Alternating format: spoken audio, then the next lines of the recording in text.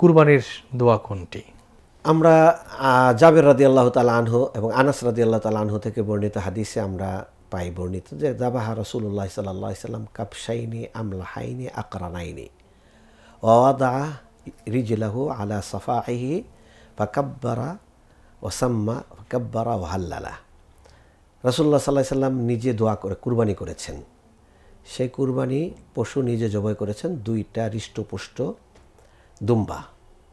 তিনি তার পাকে এক হাঁটু দিয়ে পশুর উপরে ভাত দিয়েছেন, আরেক হাত দিয়ে পশুর মাথা ধরে তিনি ছুরি চালিয়ে জবাই করেছেন। সেখানে বিসমিল্লাহ আল্লাহু আকবার বলে তিনি বলছেন আল্লাহুম্মা তাকাব্বাল মিন্নি, হ্যাঁ, আল্লাহুম্মা তাকাব্বাল মিন মুহাম্মদ ও মিন উম্মতি ও মিন আলি মুহাম্মদ ও মিন উম্মতি মুহাম্মদ। হে আল্লাহ, এটা আপনি কবুল করেন মুহাম্মদের পক্ষ থেকে, মুহাম্মদের পরিবারের পক্ষ থেকে, মুহাম্মদের উম্মার পক্ষ থেকে। এর একটা দোয়া পাইলাম আমরা, বিসমিল্লাহ আল্লাহু আকবার। বিসমিল্লাহ আল্লাহু আকবার হলো জবাইয়ের দোয়া, আর কুরবানি কবুলিয়তের দোয়া হলো আল্লাহর কাছে কার পক্ষ থেকে এটা হচ্ছে, পক্ষ থেকে আল্লাহ এটা কবুল করে নেন, এটা উল্লেখ করা।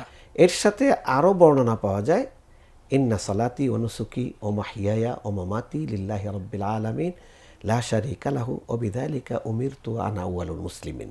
এটাও বলা যায় কুরবানির এটা সময়। এই দোয়াটাও এটার সাথে সংযোজন করা যায়। জি। এরপরে তাকাব্বালের দোয়া করা, অনেক দোয়াই করা যাবে, কোনো অসুবিধা নেই, তবে পশুর যেন কোনো কষ্ট না হয় সেদিকে খেয়াল রাখতে হবে। এদিকে খেয়াল রাখতে হবে। হয়তো পশু সোহানোর আগেও পড়তে পারেন, পশু জবাইয়ের পরেও পড়তে পারবে দোয়া। আবার কেউ কেউ কোনো আলেম বলছেন যে বিসমিল্লাহ ও আল্লাহু আকবার, তো ওয়ারটা আমরা সাধারণত ওইটা বলি না। অসুবিধা নাই, সিগা বা বাক্যরূপটাকে আল্লাহু আকবার আল্লাহু আকবার দুইভাবেই বলা যেতে পারে, এটা কোনো সমস্যা নেই। কিন্তু দোয়াগুলো যেন পশুকে কষ্ট দিয়ে ওইভাবে করা না হয়, ওইটা আমাদের খেয়াল রাখতে হবে। কারণ আল্লাহ রাসূল সাল্লাল্লাহু আলাইহি সাল্লাম বলছেন ফাইদা দাবাহতুম ফাআহসিনু যিবহা ওয়ালিয়ুহিদ্দা আহাদুকুম শিফরাতাহু ওয়ালিয়ুরিহ যাবিহাতাহু।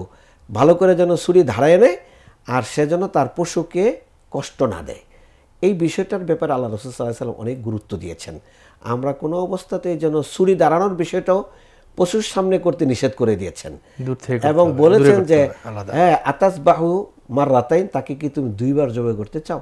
একটার সামনে আরেকটা জবাই না করা, পশুর সামনে ছুরি ধার না দেওয়া, দাঁড় না দেওয়া, এটাকে অনেক সময় শোয়ায় রেখে বিভিন্ন নাম উচ্চারণ করার, এই ট্রেডিশনটাকে বাদ দেওয়া, এগুলোকে বাদ দিয়ে আগে বলতে পারে, বলার শেষ তারপর শুয়ে বিসমিল্লাহ আল্লাহু আকবার শোয়ানোর পরে এটাই বলছি, পশুকে কোনো অবস্থাতে কষ্ট দেওয়া যাবে না।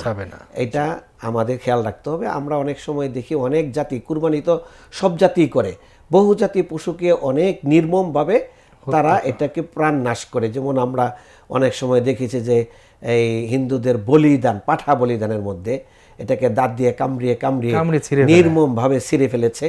আল্লাহ রাসূল সাল্লাল্লাহু আলাইহি সাল্লাম কত দয়ালুভাবে কাজটা করতে বলেছেন।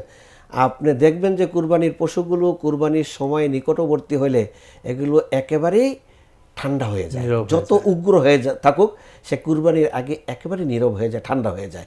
এগুলোকে সামনে নিয়ে আমাদেরকে কাজ করতে হবে।